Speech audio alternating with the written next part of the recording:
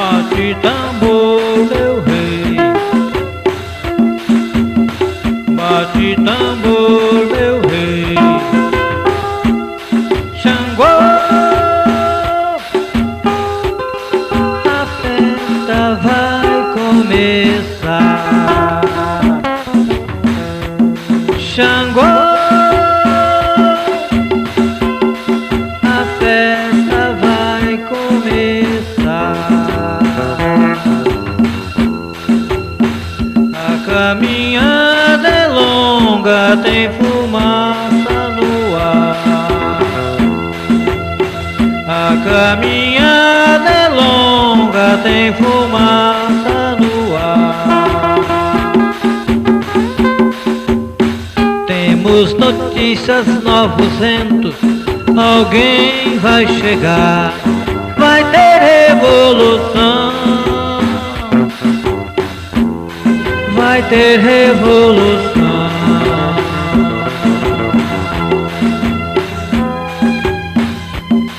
Zumbi, meu rei, de ti tenho saudade. Zumbi, meu rei, de ti tenho saudade. Queremos tuas forças pra lutar, pra gritar liberdade, liberdade. Neste belo rio, no ano de 1840, surgem às margens do rio Santa Maria da Vitória, um povoado com o nome de São José do Queimado. Nesta localidade, teve início a construção de uma igreja pelo Frei Guarubeni, mas não havia recursos para a construção, pois os moradores eram pobres e fazendeiros, moravam longe, não se preocupavam com o assunto de religião. Estamos aqui com Dona Ormi, uma senhora que nasceu na região do Queimado em 1918. Dona Ormi, o que a senhora poderia nos falar sobre a região do Queimado? Desde a época que a senhora morou lá até a época da senhora vir para a Serra. A vida minha é passear em Queimado, na casa dos parentes, na casa dos conhecidos. Depois vim para a Serra, da Serra. Nós íamos para Queimado e fazer batizado em Queimado, na igreja Queimada, né? Ia muita gente aqui da Serra, de Itaiobá, de Carugi, de todo canto. Ia tudo para Queimado, fazer batizado, festa, né? Ia o Congo, fazer festa lá, no cruzeiro lá de Queimada, né? Muita festa, muito Congo, muito festígio do povo.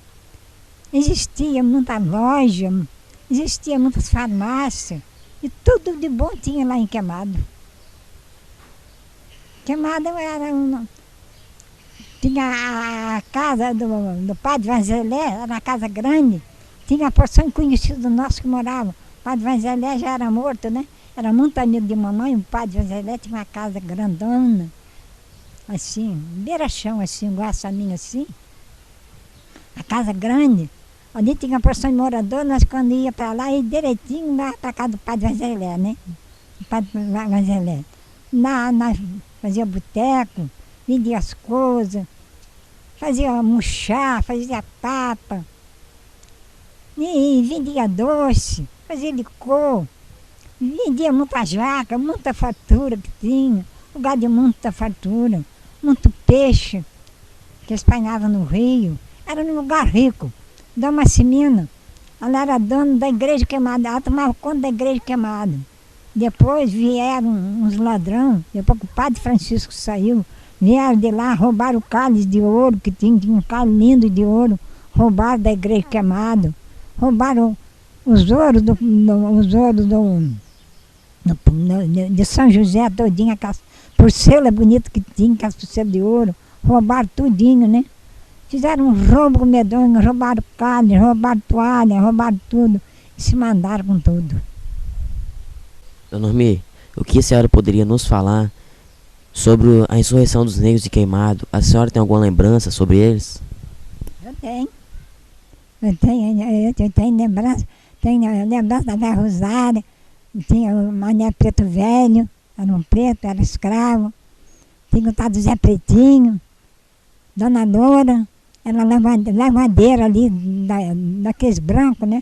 Era judiada, maltratada, amassagada, aqueles negros, né? Eles traziam os negros embaixo dos pés, né?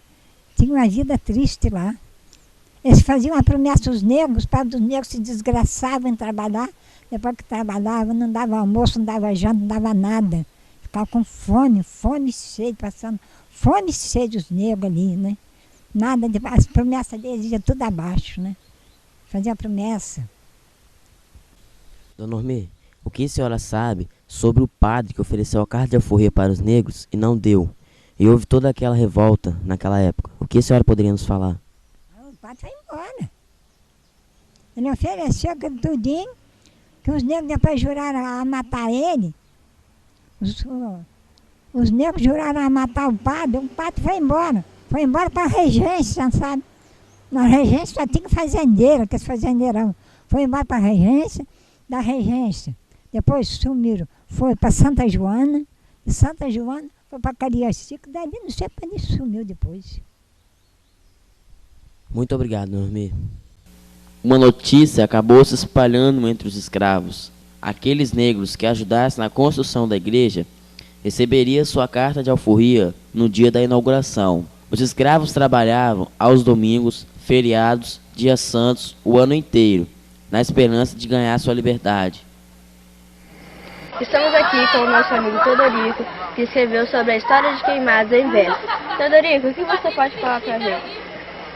Que bom, Tamira. Vim de vocês essa pergunta falar sobre Queimada, um grupo de alunos interessados nessa questão social, que é mais um ato para nós transformar a sociedade, tá?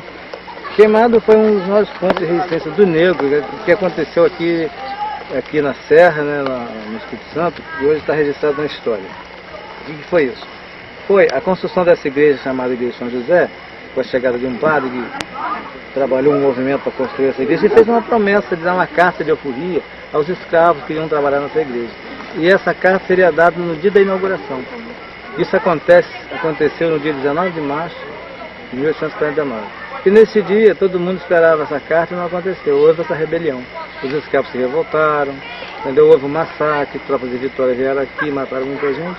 E hoje está nesse registro na nossa serra, e até no estado e até no Fantástico já passou isso aí. E a questão de eu ter escrevido a história em verso foi para facilitar esse relato e ficar encantada com que vocês entendessem melhor.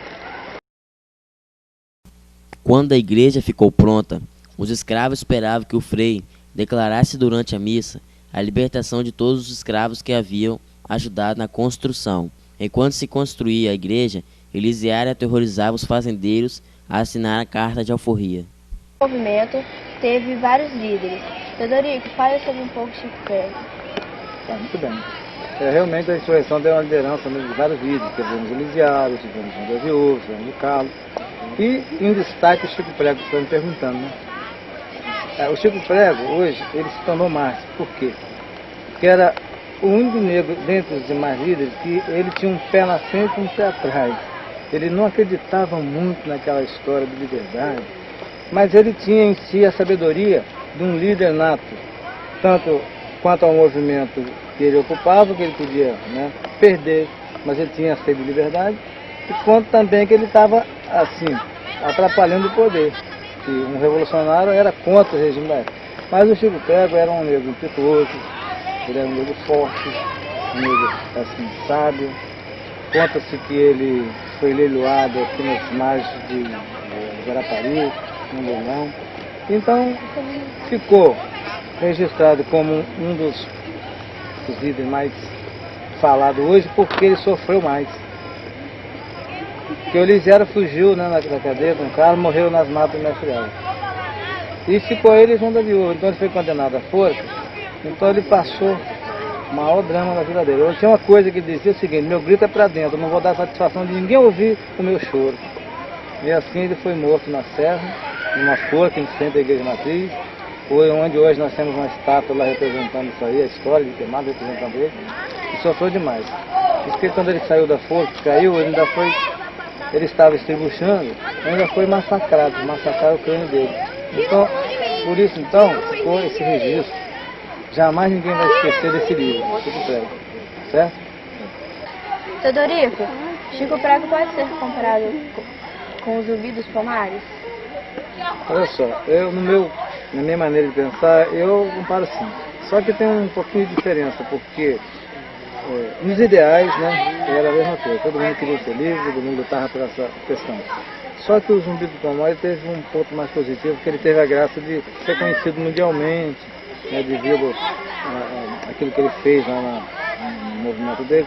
E Chico Prego apenas ficou parado aqui na Serra, agora que nós estamos falando dele. Mas vai chegar um momento que os dois vão ser iguais, tá? Eu comparo sim, do meu ponto de vista. Né? No dia 18 de março, véspera da inauguração da igreja, havia uns 200 escravos reunidos em Queimados. Os negros levaram as cartas e alforrias assinadas para a inauguração. Eles acreditavam que as cartas dariam destaques no ato que estava sendo realizado pelo Frei Gregório Beni. Todos acreditavam que as promessas de liberdade seriam realizadas. Os escravos tinham tanta certeza da liberdade que no dia 18 andavam com suas melhores roupas e cantavam confiantes. Professor Evo, como surgiu a Vila do Queimado? A Vila de São José de Queimados surgiu a partir do momento que iniciou a colonização portuguesa na Serra. Ou seja, os portugueses que vieram de Vila Velha, subindo o rio Santa Maria, desembarcaram aqui na foz do rio Santa Maria, que está aqui perto de nós, perto da igreja hoje São José do Queimado, das ruínas, e a partir daqui ocuparam a região onde hoje se localiza a Serra Sede. Tá? E essa região era uma região de fazendas essas que, devido à proximidade com o porto, com o rio Santa Maria e o porto de Vitória, era escoada pelo rio Santa Maria até o porto de Vitória. E nas imediações dessa região, ficavam aqui as fazendas, a sede das fazendas. Tá? No século XIX, que é quando surgiu essa igreja, na metade do século XIX, essa região, no município da Serra atual, todo o município da Serra atual, viviam cerca de aproximadamente 10 mil pessoas, sendo que metade dessas, ou seja, 5 mil, eram escravos, não somente dessa região. Aí compreende Serra Sede, Pitanga. No dia 19 de março de 1849, o Frei Gregório percebeu que os negros esperavam pelo cumprimento da promessa e fechou a igreja. Elisiário incentivou os negros a irem para as fazendas e pedirem aos seus donos pela liberdade. Tudo lhes foi negado, e o frei que havia prometido a liberdade saiu da paróquia. Professor, a população serrana conhece a sua própria história? Olha, a Serra é uma contradição até, né? A Serra é um município antigo, vai completar 451 anos esse ano, né, em 2008, mas a Serra tem uma população, a maioria da sua população, dos 400 mil habitantes que moram aqui no município, 90% deles, ou quase isto, são migrantes que vieram sobretudo a partir dos anos 70. E esses migrantes, a maioria desses migrantes não conhece a história do seu município. Por exemplo, esse legado histórico que está aqui atrás de nós, que é as ruínas da igreja de São José do Queimado, é conhecido muito pouco pelos atuais moradores do município. Tá? Basicamente, quem conhece é a região de Serra Sede, que tem história até por conta de ser a sede do município, e alguma coisa próximo, e alguns estudiosos, alguns curiosos. Não existe uma massificação da história do município. Até porque, como eu falei, o município é velho, poucas famílias são as tradicionais e temos uma grande família de imigrantes. Na verdade, essa que começou na década de 70 e agora com os grandes projetos habitacionais, mais habitantes o município terá. Professor, quais foram os responsáveis pela morte de Chico Prego? Os responsáveis pela morte de Chico Prego foram as elites. Quer dizer, o Chico Prego foi justiçado, né? Foi enforcado, para servir de exemplo aos demais escravos, para lembrar aos demais escravos que existia uma ordem reinante, para mostrar aos escravos que existia um status quo, onde os senhores de escravos, os grandes fazendeiros, que detinham o poder político do município, não só político quanto financeiro. E para que outros não se manifestassem, para que outros não se surgissem contra a escravidão, o Chico Prego recebeu essa condenação. Ou seja, o Chico Prego ele é a morte de Chico Prego significou um exemplo para os escravos. E exemplo esse que hoje a população oprimida tem que levar em conta, que nós não podemos deixar que a morte de Chico Prego tenha sido em vão. Ou seja, nós temos que continuar até hoje a luta contra os nossos opressores, a luta contra esses dirigentes que pensam apenas exclusivamente em si. Os escravos foram dominados pelos soldados, sendo que 40 foram presos, 2 fugiram da prisão e morreram na mata de fome. 36 foram julgados e condenados. Outros deveriam sofrer penas de açoites. 6 foram absolvidos. 2 foram condenados à forca. João da Viúva Monteiro e Chico Prego, que foi enforcado diante da igreja matriz da Serra. Bom dia, estamos aqui com o seu Tuti, um grande artista plástico do município da Serra. Seu Tuti, fale um pouco sobre a estátua de Chico Prego. Bom, essa estátua eu fiz, porque eu já conheci um pouco da história. É uma história muito bonita, que eu acho legal essa história, né? E a princípio eu pensei em fazer essa estátua por dinheiro, para ganhar um dinheiro, porque eu já trabalho com a arte, né? Mas eu fiz o projeto, entrei na Lei Chico Prego, que é um incentivo à cultura aqui da Serra, né? E esse projeto ficou engavetado 4 anos e pouco. E quando eles aprovaram, já estava assim defasado, já não valia a pena fazer por dinheiro. Mas nesse intervalo desses 4 anos, eu fiz uma pesquisa, eu conversei com pessoas de idade. Na UFES tem um livro antigo que veio dos escravos, no caso, que veio lá da região onde que o Chico Prego veio, né? Foi uma pesquisa assim para ver se o tipo do negro, né? Lógico que não era o Chico Prego que estava lá naquele navio, mas essas fotos mostravam que o negro era barbudo, era cabeludo, porque 6 meses de lá aqui, né? Meu lucro é muito mais do que dinheiro, é estar com o meu nome lá embaixo, e não é o principal. Para mim, eu vejo que a maior vantagem foi ser pelo menos um grão de areia para resgatar a história de um homem que deu a vida para a liberdade do povo dele. Ele merecia isso. Bom, essa é a história do porquê eu fiz a estátua, né? Muito obrigado, seu Tuti.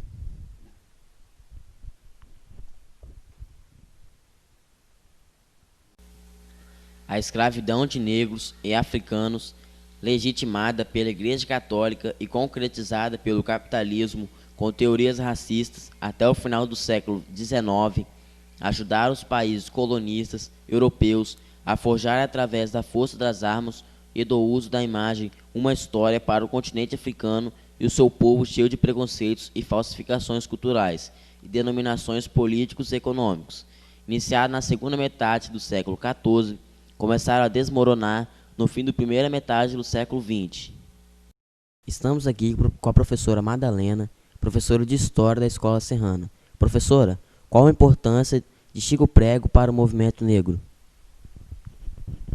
Bem, o monumento de Chico Prego é importante para o movimento negro porque é uma resposta, né, de visibilidade da luta dos militantes do movimento negro. Então, quando você constrói um monumento, né, de um negro e coloca em praça pública, dá visibilidade ao movimento, a essas reivindicações que o movimento vinha fazendo, né, de visibilidade, né. A importância principal que eu vejo do Chico Prego é isso, que quando você olha numa praça, né, um negão daquele tamanho, você se vê, né, os meninos negros, as meninas negras, se vê, se reconhece, né, naquele monumento, enquanto negro, enquanto cidadão.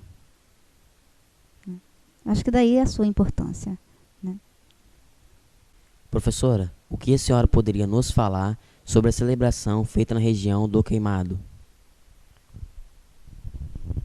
Bem, a celebração do Queimado, ela tem dois caráteres, né? Tem um caráter religioso, né, que reúne grupos de várias matrizes de religiões. Tem a pastoral afro, né, da Igreja Católica, o pessoal evangélico e as comunidades de terreiro, né, as religiões de matriz africana. Então, é um culto macroecumênico, né, onde reúne todas as religiões, né.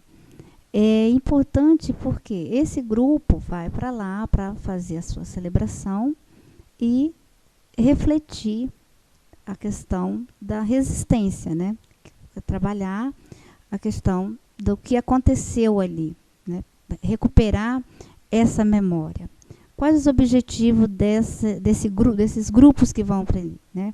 Antes é feito toda uma preparação da celebração, uma reflexão, buscando esse resgate da memória, né, do povo negro, né. É uma celebração muito bonita, cresceu bastante. Nós já tivemos celebrações lá com uma média de 800 pessoas. Hoje ela está dando uma média de umas 500 pessoas, né. Sai uma média de 10 ônibus de alguns pontos da Serra e de 2 pontos de Vitória, Cariacica, né? E essa celebração tem esse caráter, né, de refletir e, ao mesmo tempo, resgatar a memória dos líderes que ali foram executados, outros condenados e executados em outros locais, né? Chico Prego é hoje símbolo da luta do movimento negro contra a discriminação racial, social e pela implantação de um projeto de história, cultura e participação do negro na formação e construção de um novo Brasil. Seu grito de liberdade ainda ecoa nos arredores da Vila do Queimado, como um lamento de luta e respeito aos filhos da África.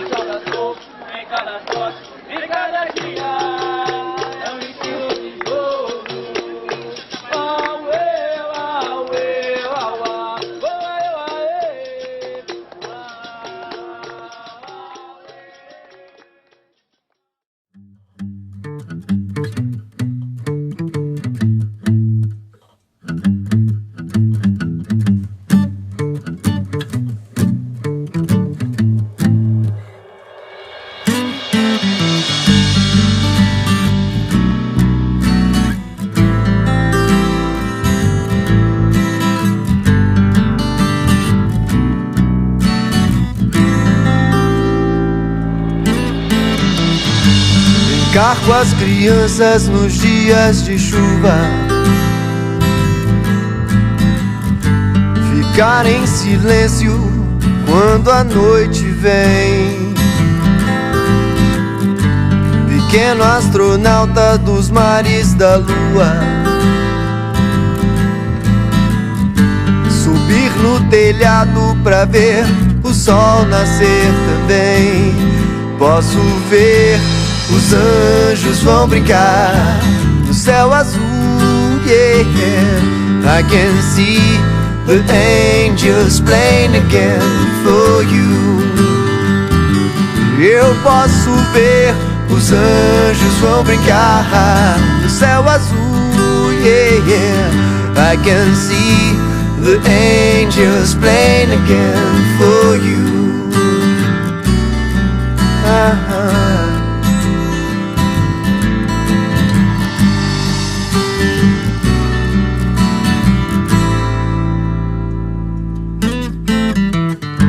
Um dia de cores e muitos sorrisos,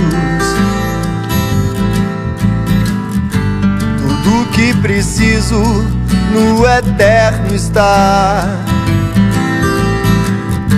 Um dia em que todos hão de ter abrigo,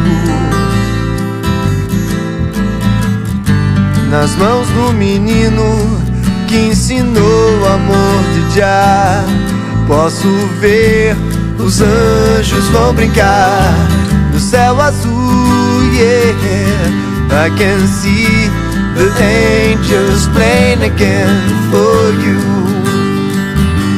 Eu posso ver os anjos vão brincar no céu azul, yeah. I can see the angels playing again for you, for you.